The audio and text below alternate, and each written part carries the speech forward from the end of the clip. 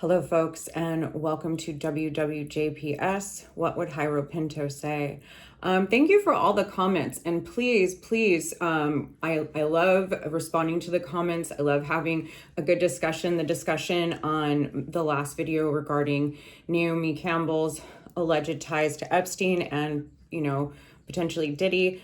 So please, always comment and I will reply. And please like and subscribe if you are happy with all of this. So part of what Steve Bannon says, right? Flood the zone. So we're constantly flooded with so many things. It becomes unbearable, and you either become so sickened and angered, you don't know what to do with it, or you just become apathetic and nihilistic because it's so overwhelming. Now, it's a strategy, but it's little beyond a strategy. Part of why I have a channel, a lot of people are on YouTube creating their own channels, is not just because we enjoy listening to ourselves speak. It's because we're seeing what's happening. We are seeing exactly what's happening in the mirror. They want us all to look at the circus so that we don't see the cage. Over the last few weeks, the Department of Justice dropped name dropping from Prince Andrew to Steve Bannon in the Epstein files. And while the internet gossips about, high society secrets, the real story is who's buying the cameras, right? Who's buying the cameras and who is really in charge of what we're seeing? Well, let's find out. Ellison has mentioned investing resources into sports to draw more viewers and boost subscriber count. The new Paramount CEO is the son of Oracle's billionaire co-founder Larry Ellison. He has previously been spotted at 2 fights with President Donald Trump and UFC CEO Dana White. Trump's relationship with the UFC goes back to the 2000s, allowing fights being hosted at his property in Atlantic City. UFC's White has openly spoken about Trump's help and backed his presidential bids as well. The announcement of the Paramount UFC deal comes less than a week after Paramount closed its merger with Skydance Media. Seems that all of Trump's friends are either alleged pedophiles or billionaires buying up every source of information that they're giving to the American public. And I think that's why I don't understand why people aren't angry enough. I mean, I really don't. I understand that you're not in Minneapolis, but how are you watching what they didn't just buy his presidency, right? That was one piece. Now they're going to buy everything that we see, everything that we understand. Now, Larry Ellison, I don't like him for a few reasons, but one, because he's greedy and he's buying up everything in order to fulfill an agenda. When earlier last year, Trump had specifically threatened to come into San Francisco, my neck of the woods. And he stopped because he said he got a phone call from his good friend, Larry Ellison, who told him it really wasn't that bad. And, San Francisco's mayor is doing a pretty good job. And that stopped him from coming in.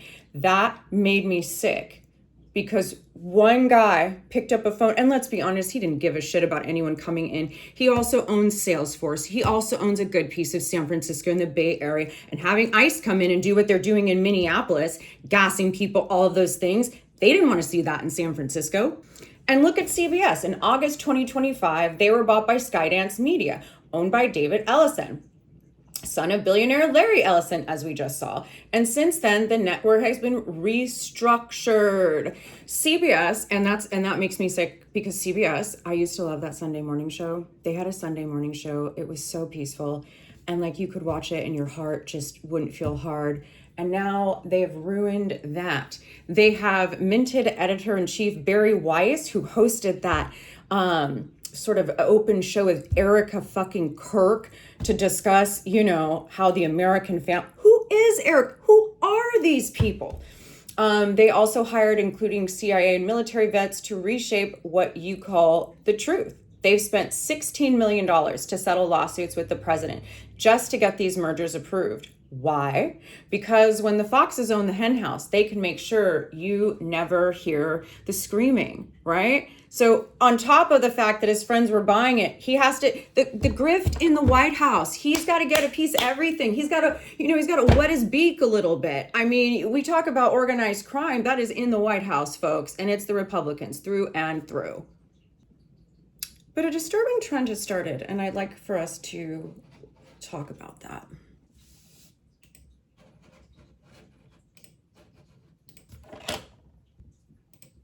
Despite the legal blowback against ICE for their tactics, the Trump administration does not seem to be slowing down. This is no typical real estate deal, both for its price tag and its buyer.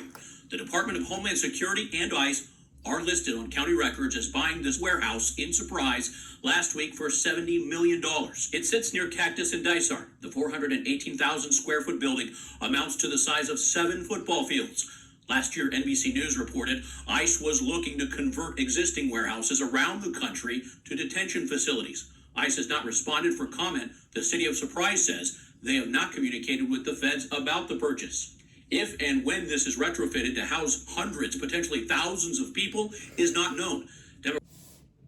To call this what it is, if they are going to house people there, it is a death camp. And I do not say that lightly. I say that because there are people right now in the Florence and Eloy detention centers who are being denied medical care and they are dying. Federal government data shows 31 people died in ICE custody last year, up from 11. I mean, our prisons aren't really nice, right? I mean, prisons aren't supposed to be nice, but at least our prisons guarantee prisoners certain things.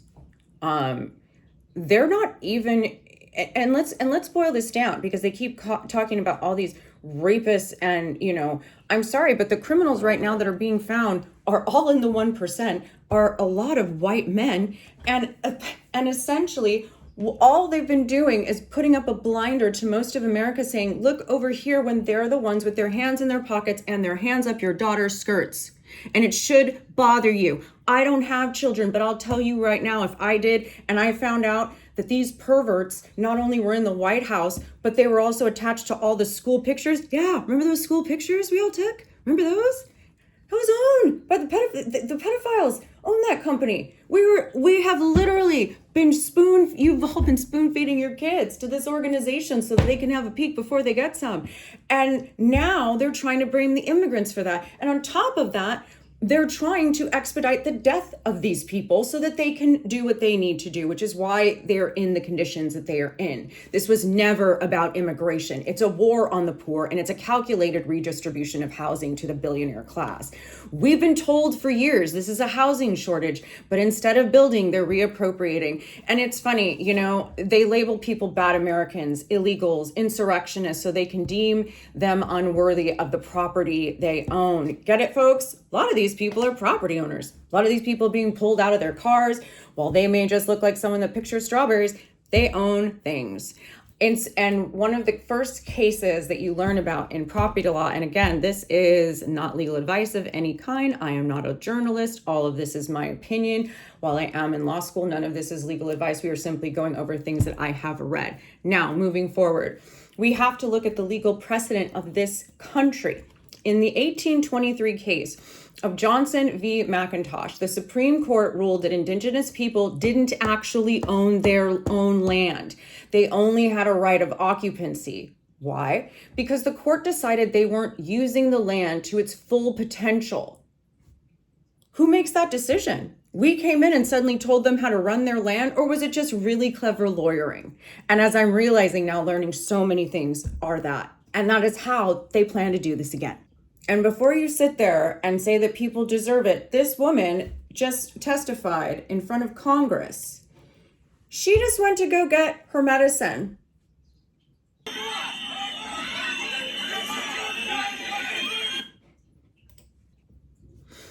And as they spin the narrative, as they did on that woman, and, justified, they call them, they dehumanize immigrants, they call them murderers and criminals, when in reality, the biggest criminals wear three-piece suits. I mean, now we're in 2026, and currently it's, we shouldn't have these people here, right? They're not rightfully here, even though many of them are homeowners or have lived here for years, have paid taxes into this country.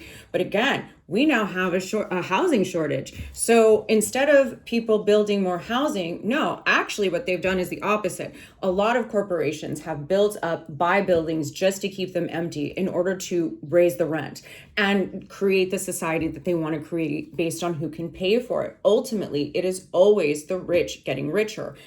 And this is how they plan to clear up those homes so that they have more real estate, right? They need more land. They look at these neighborhoods of these Somali communities, these Haitian communities, these very well distinguished, and they're looking at them. Their businesses must be filled with fraud. How did they pay for their homes? Your small business or local warehouse, you aren't using this to its full potential. Their potential means a $64 billion federal contract. Their potential means a windowless cage. They're using the same legal ties to steal from us today that they used to steal this continent yesterday. They declare the current inhabitants unworthy so the billionaire class can enjoy the spoils. It's a slow motion genocide of the working class, and it's time we call it by its name. This is why they dehumanize the immigrants. They call them murderers and criminals when in reality, they are the biggest criminals. And, you look at since December 2025, when they launched Operation Metro Surge, agents have flooded Minneapolis and St. Paul and doing some of the things we just witnessed. And that was just one. You see people tear gassed. You see people hit with cars. You see women taken handcuffed into porta potties. You see people shoved to the ground. The amount of violence that is happening on residential blocks. Conducting militarized raids in Target stores. On January 7th, 2026, an ICE agent shot and killed a Minneapolis resident, prompting for a federal invasion. That was Renee Good. That was right before I started this channel, because I started to realize if they're murdering white women in the streets, this has now escalated far beyond what I could have imagined. So these are very stealth, what they're doing here. Right? Because they don't want us looking inside. These warehouses provide them no accountability. This is an attorney. He represents one of the kids in detention. This is ICE detention. This is from Texas, the Dilley Immigration Center. If I'm saying that incorrectly. Also, all the links will be in the bio. But this is what they're trying to hide. He went to go see his client, and you're always supposed to be able to see your client. It's one of your rights, but they wouldn't let him in. South Texas, there's a demonstration of detainees taking place inside right now. We were all asked to leave. There's a drone flying up ahead right now. It's an extremely bizarre situation. You can hear them shouting.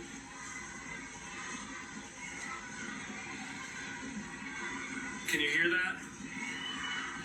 Can you hear them? They're shouting, "Let us out, let us out." A video from immigration attorney. There's also a measles outbreak because, we don't vaccinate kids either. I mean, for all of you, you don't think that, gutting our communities, they're trying to kill off the poor. And it's disgusting that so many of you don't care. But for those of you that do, these are the warehouses we really need to start talking about. And if you don't believe me, let's look inside. Looking like dead bodies. There's no window that you can look outside. I never was able to breathe fresh air. Fluorescent lights are shining 24/7. I couldn't sleep. We could hear rats scream. Oh. One of the girls had her period and there was blood everywhere. They knew I was a menstrual cycle, but it was not offered to shower for 5 days. This nurse comes in and she's like, pregnancy test. She made us pee in front of each other into these Dixie cups. We're all just standing there in a circle holding our open urine, and she's plopping these pregnancy tests in and then being like, okay, you guys are good, chuck it back in the toilet. The food was horrible. It was disgusting. I ended up getting very sick. I lost a lot of my weight, 20 pounds. My body was really starting to shut down. I felt like, oh my goodness, am I gonna die here? Oh, it's far worse than even this. This is tame compared to some of the things. I have now heard that they're actually having people sleep in diapers so that they don't have to let them use the bathroom. They can just let them roll around in their own feces. We don't even treat animals like this. And this is worse than neglect. This is cruelty. This is intolerable cruelty. The UN has already been asked to investigate this matter because of the things that we are doing to our citizens on the street. The world is reacting to our crimes against our own people, but in this country, no. On January 23rd, 2026, they officially flagged the U.S. for the dehumanization of immigrants. They are investigating reports of physical and sexual abuse, including documented accounts of officers crushing the testicles of restrained teenagers. They're torturing these people for fun. For fun. And that's what I don't understand. What did these people ever do to you? And how do you have so much hate in your heart that you can just be that despicable to a group of people and just watch them until they die? So there are some things that we can do. You can go to your county websites and see when new licenses, when the government has actually bought a building in your county, because they do have to steam that. And like I said, most of the warehouses that they're wanting to buy, they're not residential. You can't live in a warehouse. Sure, there are some, but they'd have to go through all sorts of process. So before they can start throwing more people in, and we can stop the mass murder of more and more Americans and immigrants and whoever, because ultimately it's people dying. And I really don't understand why people don't seem to matter. This is a personal note. For all of you who feel like you're crazy, who don't understand why not everyone's talking about this, why you feel like a crazy person because you want to scream up and down about what's happening, about how our democracy is about to burn. I see you. It's hard. But we can't let the bastards get us down. We just can't. We have to continue to fight. We have to continue to resist. Because if not, there won't be anyone to stand for you. And you'll either die fighting or because they decide to put you in there anyway. It would be nice if America could go out with a fight. If we could all actually, as Americans, stand up and for once do the right thing. Stay well out there. Please comment. Thanks, folks.